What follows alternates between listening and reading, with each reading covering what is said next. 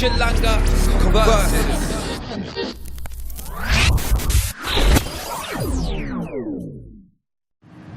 And we're back with another segment of Chilanga Converses with your host, Mr. Pars, Sunday, and the kingpin himself, Mulundu.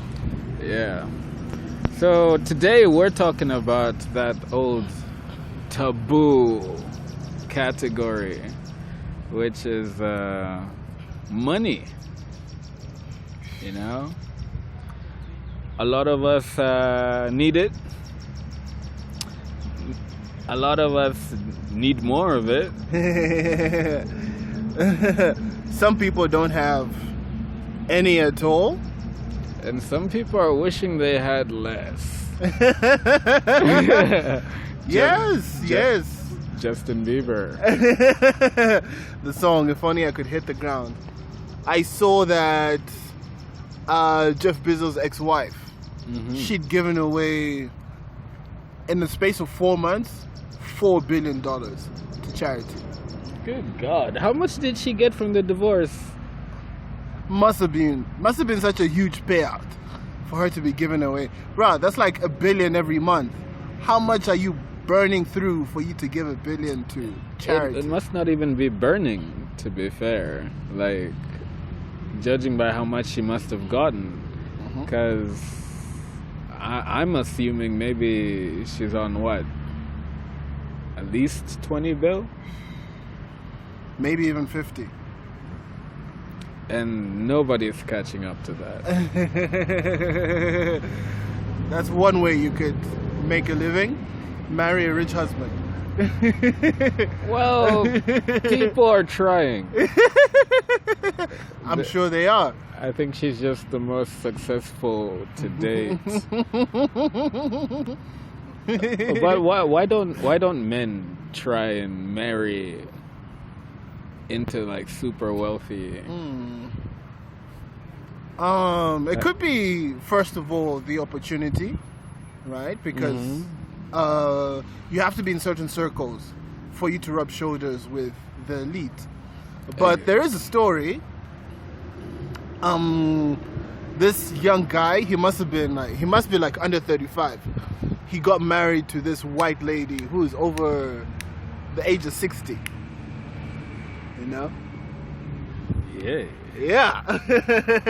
And everybody was happy for them. Like, the two of you, you're gonna have an amazing life together. And the bride, she seemed over the moon that she could have somebody to call her own. Wasn't there also the president of France? He married that considerably older woman. Like, wasn't she a part of a wealthy family? I don't think so, because... But do you think he just married some old woman? She was his dance teacher. Oh. Yeah. I see how it is. I guess it would be inappropriate to talk of any teenage boyhood fantasies that he must have had. Yeah, he must have had them. But it must be... Okay, when I think of rich people and the way they move, I guess it's easier for the rich man to approach any normal chick as opposed to a normal guy approaching a rich woman, because that's just unheard of. Say, for instance, Tara Banks, right? You know, she's rich. So what she'd be looking for in a man, apart from a man who plays the role of the provider, you know, I guess maybe just like a normal level of success. Because I'm thinking about her and Nick Cannon, since they were a thing, and she was, you know, considerably more successful than he was, and you know, he just had like a little thing. He had Wild 'N Out, you know. So I guess a little bit of success. Yeah, I was thinking about it in terms of the more personal things should be looking for, you know, companionship, and all of that, I guess you have to offer something which is out of the ordinary in order to catch her eye. I'm wondering what that would be. Like, you're juggling at a circus? Like, maybe you tell great jokes like Nick Cannon. I wouldn't call them great, bro. Well, maybe that's pushing it too far. Maybe he tells funny jokes. Maybe he's willing to entertain. Whether he does do that is another question altogether. Yeah, the heart. He's got a heart. Other successful relationships. I was thinking, you know, when I brought up the question about guys trying to get with rich women, I was thinking like Oprah. Oprah's been on the market for a long time. And I don't know if nobody has tried. Isn't she with somebody in a civil union? She just won't marry him. Because he'll get access to $1 billion fortune. Yeah, I guess so. And I guess they do, you know, save each other the whole pain of the whole prenup conversation. There's another matter we can look into right now. There is no prenuptial agreement in Zambia, right? No, you cannot have a prenuptial agreement. Is it just some kind of oversight, like we never really gave much importance to it, or we adamantly took that stand to be like, no, it's about love? It's the latter.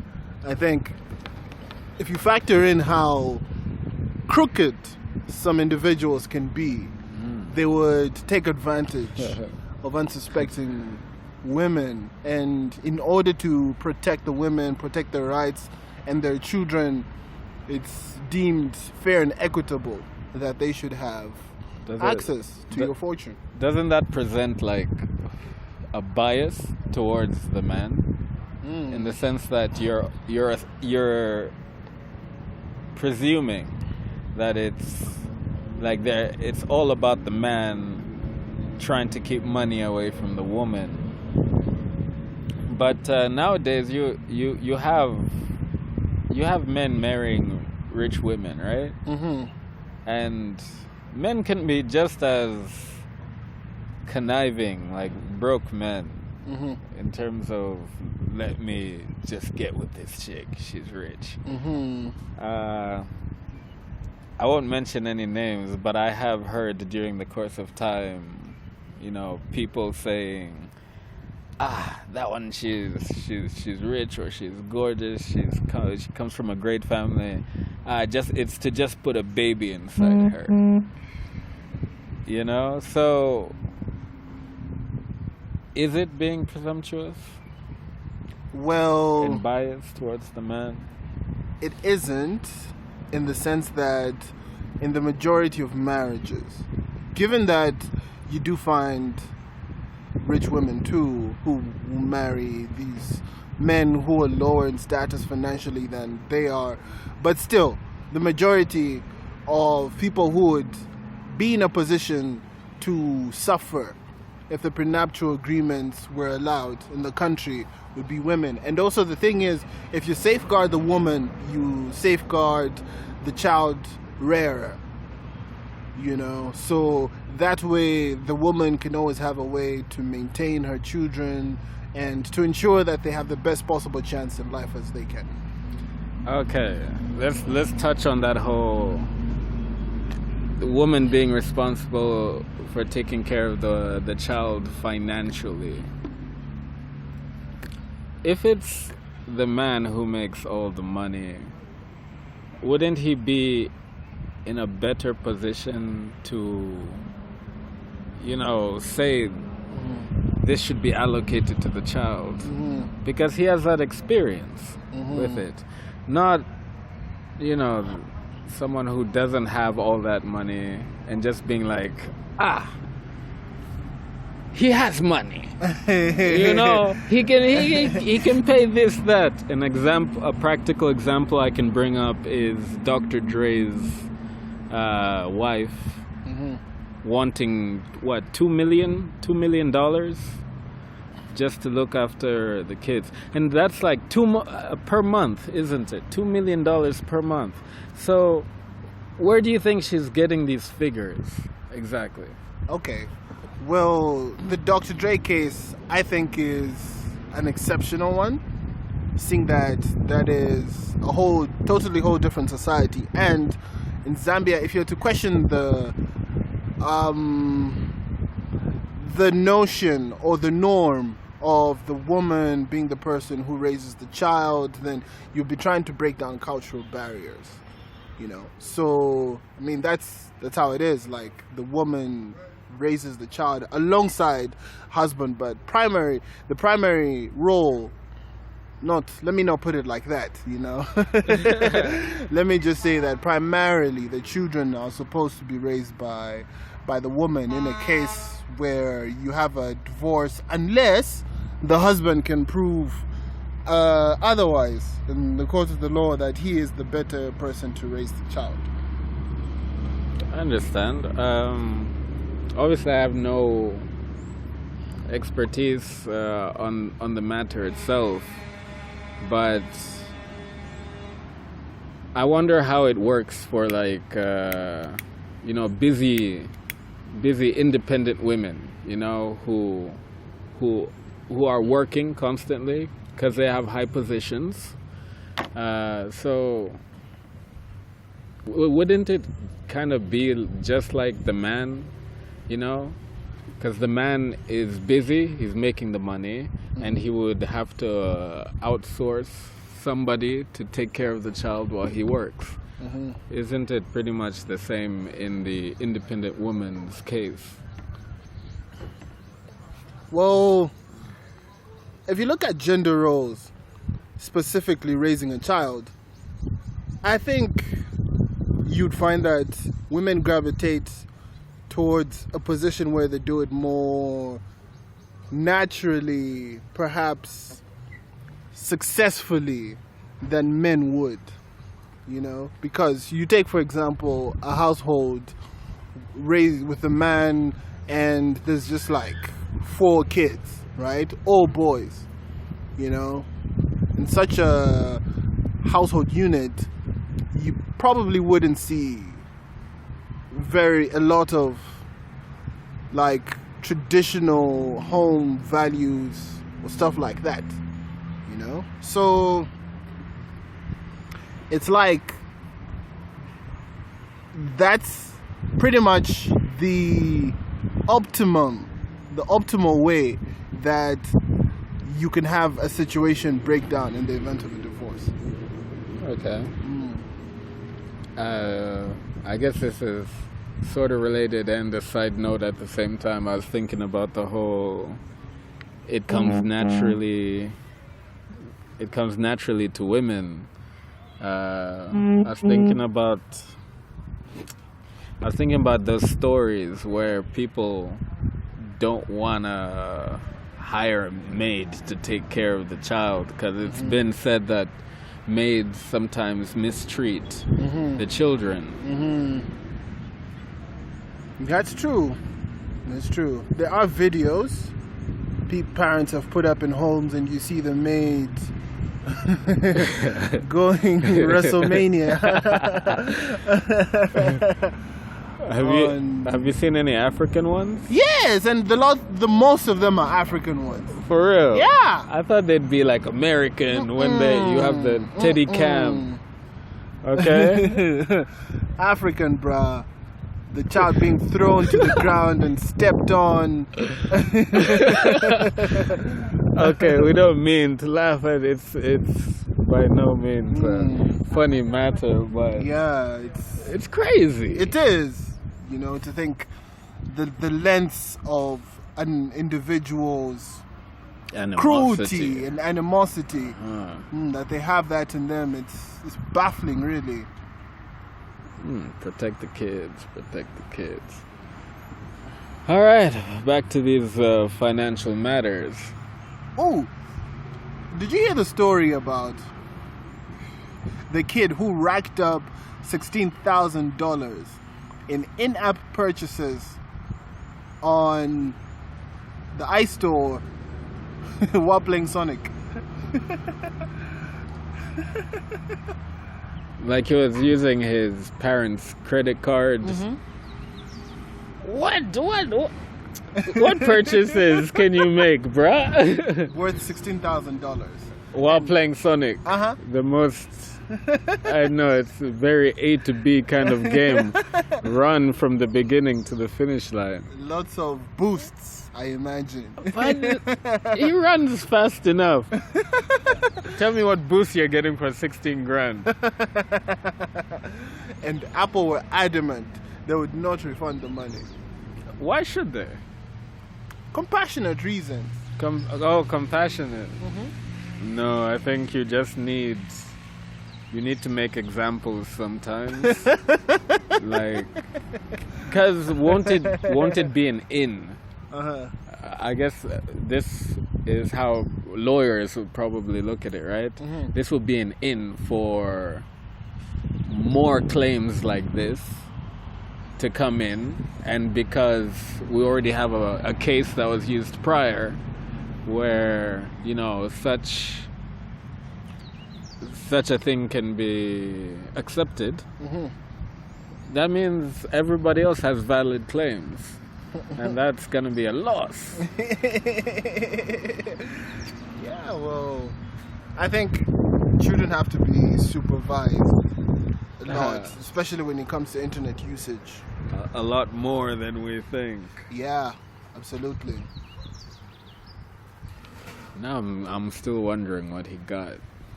16 grand. Here, isn't that pretty much just over 300,000 kwacha? Yep.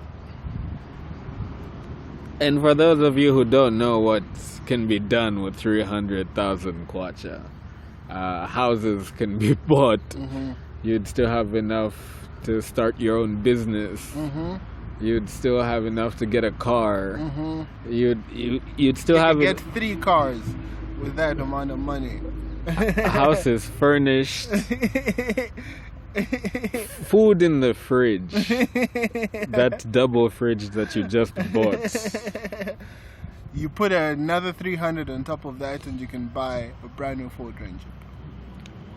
And you could still could go to Rocktober. You could do much. Absolutely. Right, but I guess since we're in 2020 and the people listening to this are in 2021, I guess we have an opportunity to discuss one of the most rarest financial situations the world has ever been in. 2020. The lockdown. Okay, let's discuss the rest of the world before we focus on Zambia. How do you think countries will fare? Well, to be honest, lockdown probably won't let up or cease before, I'm thinking, 2022. That sounds reasonable. Yeah, I think a lot of people still will see that, and countries have been affected adversely because of the lockdown restrictions. Take, for instance, the entertainment industry. People were lobbying the authorities in the UK to let the clubs open because there's so many people who make money from that, and it contributes quite a substantial amount to revenue generated by the government. So lockdown is causing a lot of people to not necessarily become paupers, but man, it's close, because poverty levels are on the rise every day. I'm thinking about how for people who are renting, I'm thinking about how the situation keeps getting messier and messier, because the longer the lockdown continues, the longer people are out of work. But it's also, rentals are accumulating, and bills, water, everything is accumulating. And there's only so far that the government can help. And it's not like they had this system in place to efficiently help everyone. So I don't know how they're gonna deal with that. Well, there's a plan, the vaccine. If lots more people get the vaccine, you'd have cases dropping, which means they can open up the economy and things could hopefully get back to normal. Well, that won't settle the bills. That vaccine will take away the COVID, but not the bills, Yeah, well, people still have to pay that off. It's gonna be rough, but man, who you can't put blame on anybody for what happened. It's just a tough situation, and everybody needs to figure out solutions together. I'm also thinking about the West in terms of how student loans have always been a major problem. So can you imagine student debt alongside whatever COVID accumulated debt? Isn't that just like a lifetime sentence, if anything? Well, the government has to step in at some point. Really does have to step in. I mean, Joe Biden was talking of eliminating, or at least reducing, student debt.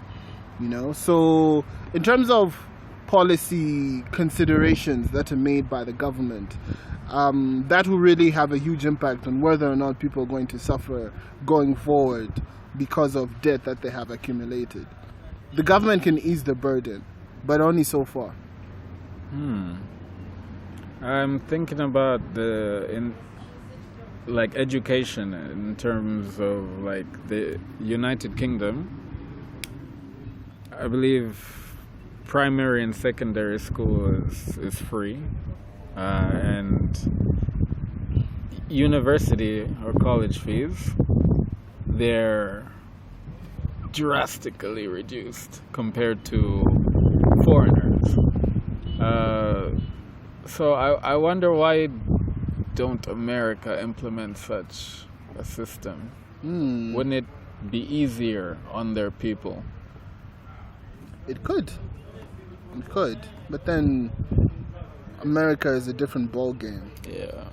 Looking at population size and the spread of demographics, it's oof. Well, they do have public schools. They do, but man, it must be an administrative nightmare, though. I can't even imagine, but I have a feeling somewhere in Harvard the dean is getting to have some steak for lunch. I just feel like there must be some things which are stretched out, as opposed to money could be saved and go towards easing the pressure that everybody's feeling. But can you imagine being at Harvard and the school fees that you have, but now you gotta homeschool? So you're just basically having an online class. couldn't have. Or would your class be social distanced? Okay, maybe they're doing that.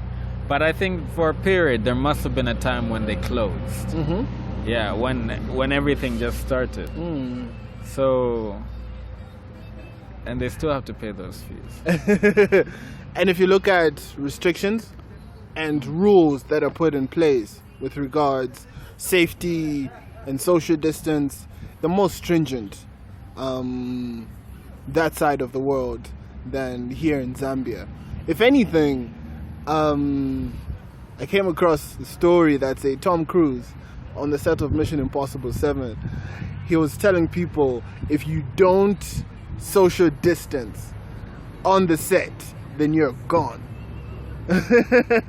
And he was mad. He was irate. Okay, but Tom Cruise is some kind of force to be reckoned with. It seems like he has a lot of pull or a lot of power on the set of every movie he's on. Okay, it's not about money, but I'm just wondering, you know, how do you be the Messi of Hollywood? It's reverence for what he's done, what he's accomplished. So many great movies. He embodies art in film. All right. Anyway, that was just a segue. Back to this whole COVID financial thing. Now let's talk about Zambia. Mm-hmm. How do you think people have been impacted here by the whole situation financially? Well, businesses have been impacted negatively. A lot of them have been forced to wind up, file insolvency proceedings. The average person has felt the impact in one way or another. And also, what's made it really crazy is that the economy at the same time in Zambia is on a downward spiral. So prices have been increasing. So some people are out of work, some people can't get work, and prices are going higher and higher. So the cost of living is much more now than it was at the beginning of the year. You know, now that I look at it, really, Zambia, since we depend on foreign investment, right?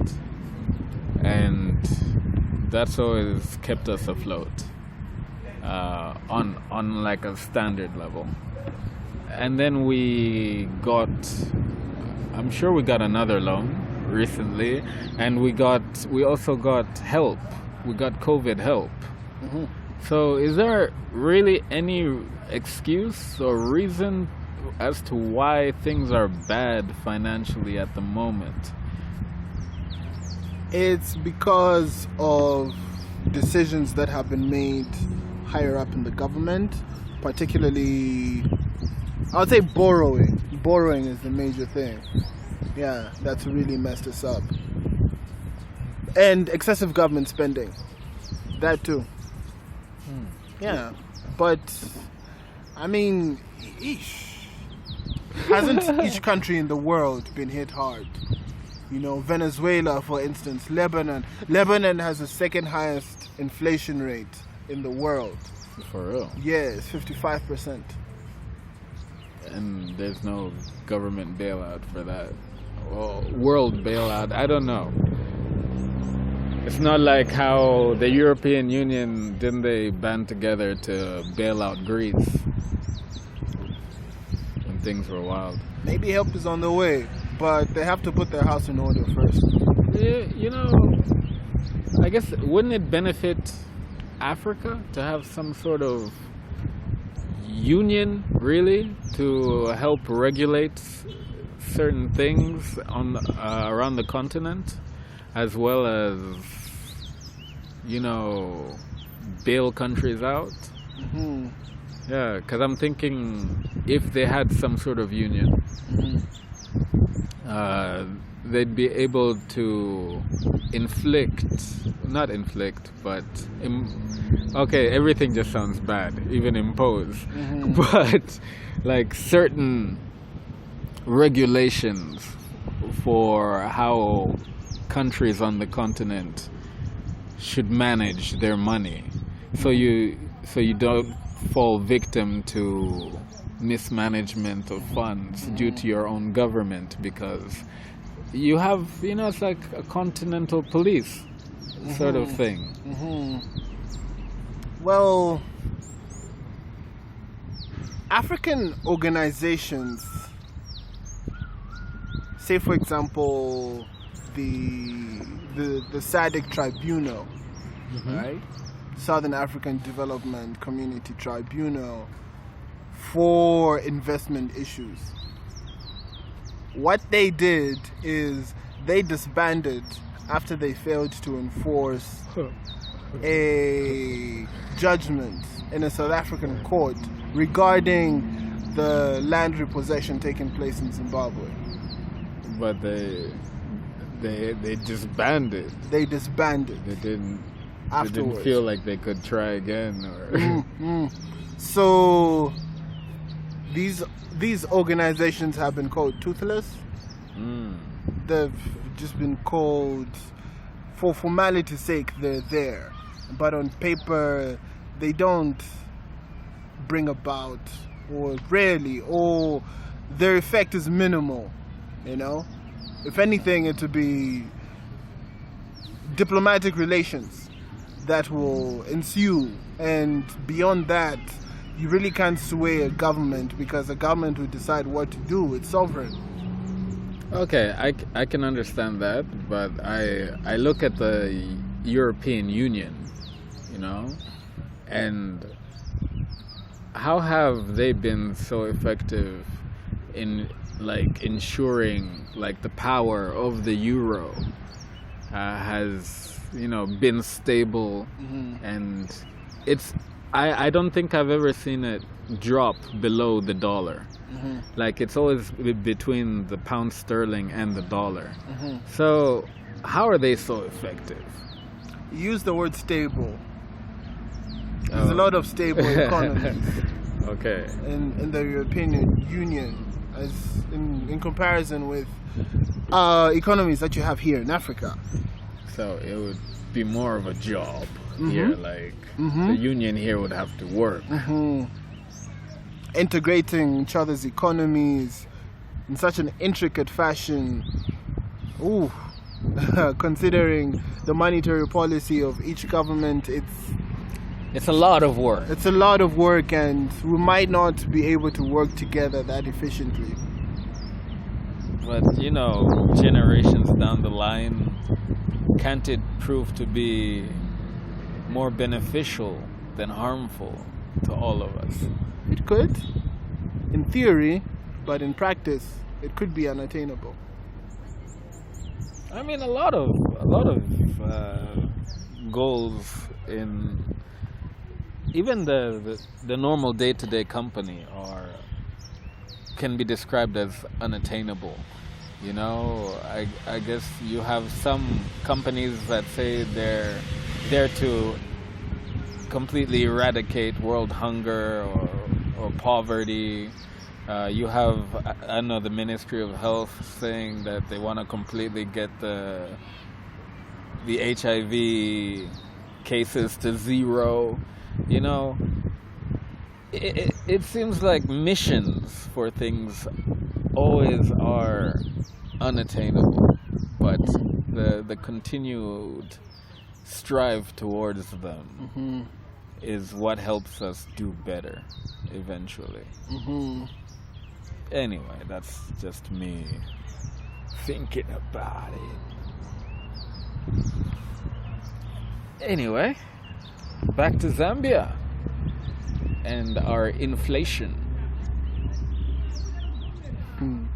Things are getting bad, and could get even worse by the time we reach elections. So might have to brace ourselves and hope things have a positive turnaround. Since we defaulted on our previous loan, where do you think, or how do you think we'll be able to find financial relief now? Because, like you said, things are gonna get worse. But where will the relief come from?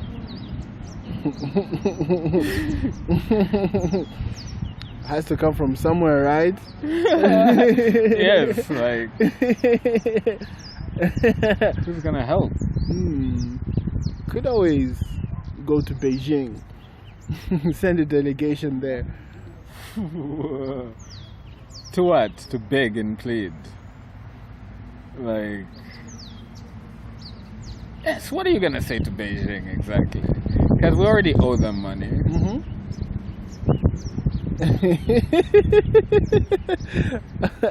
Okay, let's look at it like on a normal person kind of example. I've borrowed money from you, and I keep borrowing money from you, and you know that at this point, like, it's so wild for me. Like, there's the chance of me paying you this back, because I think we're already in debt to them in terms of generations. You know, generations down the line will still be paying back loans that we got from them. So, like, what would be the reason they would give us more? Because isn't it kind of like you're already gonna be paying me for life anyway? It's the government's capacity to pay. The government will have capacity at some point in the future to pay. And the Chinese government has a policy of, what's it called? Zuhuk? Something like that, of going out. You know, so that's what they want to do. They want to go out into the world, invest as much as possible, and it's a form of investment for them, because they can give out a loan which has a yield for the long term, which will bring back a return. So for the meantime, where they have disposable income, they can give that loan out. And if the Zambian government needs it, seeing as the diplomatic relations are real close together, sure, they'll help out. I was thinking in terms of metaphors. Zambia is like that guy who was unable to pay at the restaurant, so now he has to work off the debt, like cleaning dishes. And, he's gonna be there for a long time. He's gonna have to call work and be like, I don't work there no more. We'll see. Anyway, it's all right in the end. Apart from that, what do you think business owners, entrepreneurs, what can they do to help alleviate some of this pressure on the country? Because let's bear in mind they've taken blows as well. Yeah, that's exactly what was going through my mind. They aren't in the position that they were in before with regards to profits. I mean, even across the world, places like bookstores as well, their sales have gone down, you know, some like 27%. And you'd think that during the pandemic, people would have more time to read and would frequent a bookstore more often, but they would if the books are free. Well, yeah, they would do that, but then I guess the world is topsy-turvy, so you never really know just how things are going to turn out. Yeah, but in terms of business owners, they have suffered a blow themselves, yes. What they could do is have concessions or come to a compromise. If, for instance, they're making, let's say, 200 kwacha profit on each unit or product that they sell, maybe they could bring that price a little downwards in order to be more considerate, factoring in that the consumer does not have the same buying power that he did before. But then that would eat into their profits, and they don't have as many customers coming around. So business owners are in a really tough position. To be fair, I really can't speak for them and say this is the route that you should take, because they're motivated by profit. And as much as it is at the moment, profits are not being realized. The only reason I did direct my query towards business owners is because we don't have self-built industries. You know what I mean? Mm-hmm. We rely heavily on imported goods, and since we're in this situation where we still have to establish these industries to take care of the country, it just makes it seem less and less likely that we will get to that stage. But I still feel like it's a requirement for local business owners to reach that stage if the country is gonna get better. Definitely, without a doubt, they have to. But banks have been helping some. They've been giving out loans, and people can seek them for financing. So there is some relief. Also, with regards interest payments, concessions have been made as well, such that paying periods have been extended. What else? Interest rates, I think, as well declined. So everybody recognizes that these are tough times. And I saw an article online the other day that said, how come a global recession has not ensued despite the pandemic? It's crazy to think that the economies have not faltered to such an extent. Okay. I guess at this moment I'm thinking about football. Do you think they're still making losses? Well, yes and no. Yes, in the sense that they don't have as much revenue from ticket sales. Mm-hmm. But no, because I think they renegotiated the contracts with the television broadcasters, the online platforms where you can stream the games, in order to get the best deal for them. Because, at the end of the day, what's the point of playing if you're not making a profit? Because, a club is a business and the club needs to stay afloat. Yeah, and clubs are managing, but I'm still, I I guess I'm saying this only because I'm a person and I don't see such money. But the thought of being in this global crunch that we're all in and still paying Lingard over £100,000 per week, and he's on the bench mostly, so I feel like they're thriving.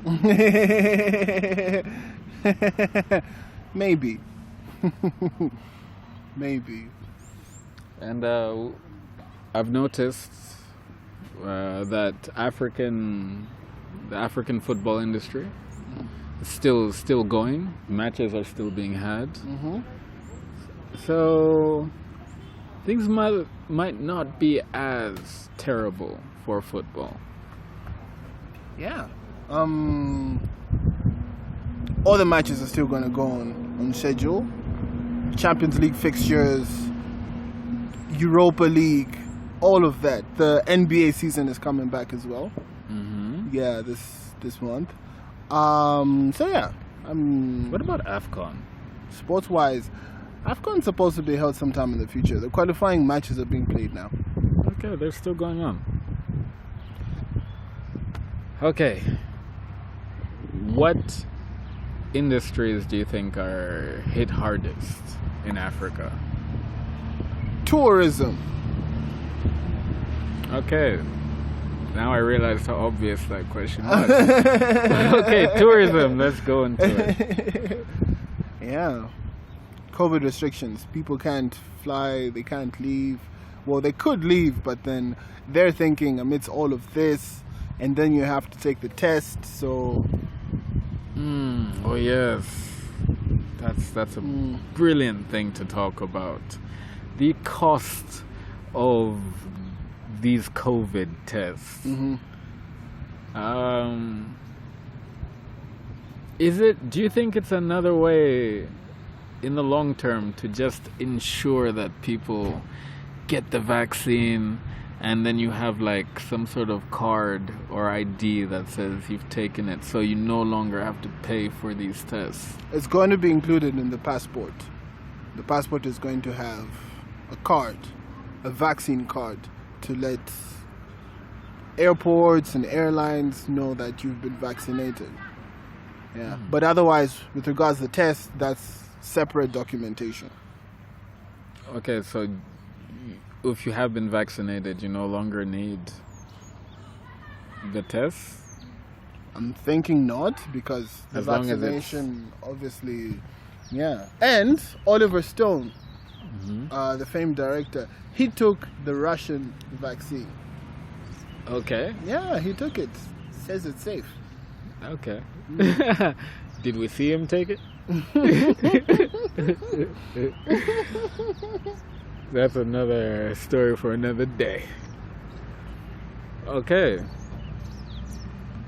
Now, thinking about the corruption that, unfortunately is there in Africa, do you think there's a way you could pay and just for that whole thing to be put in your passport to be like, he has taken the vaccine?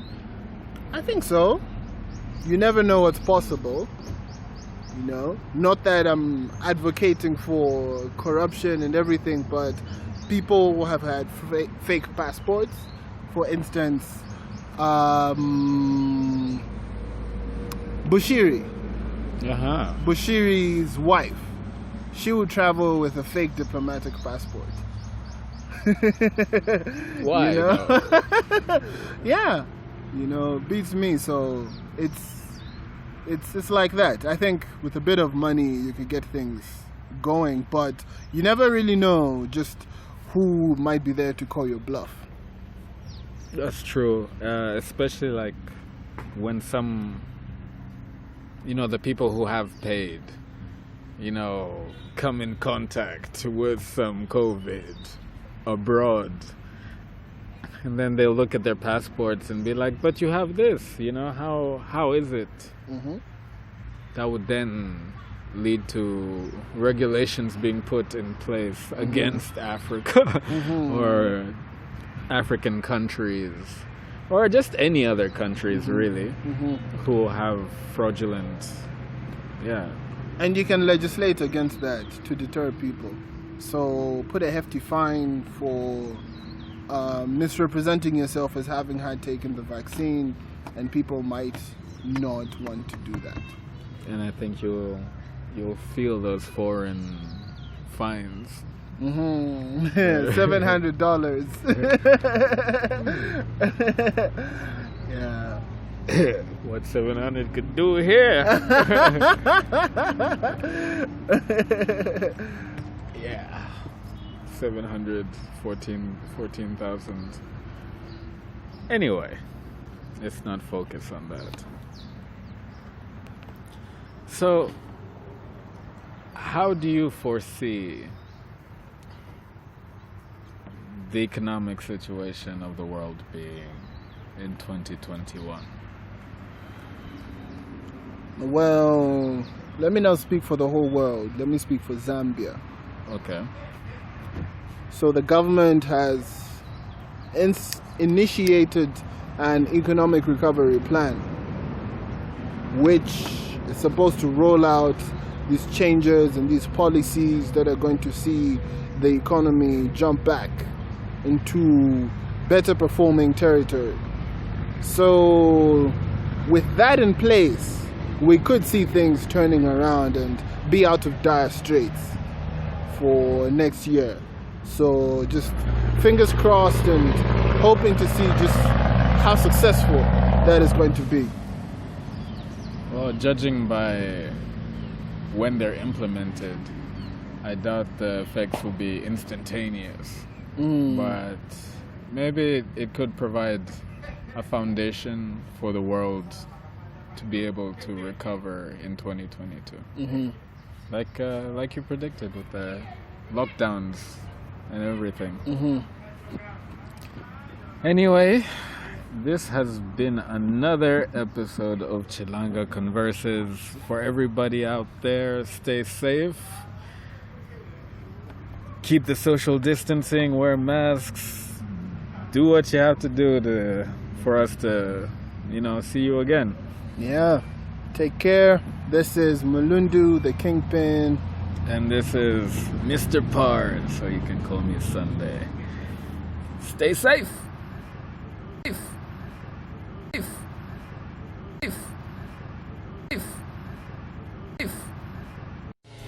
Chilanga Conversing.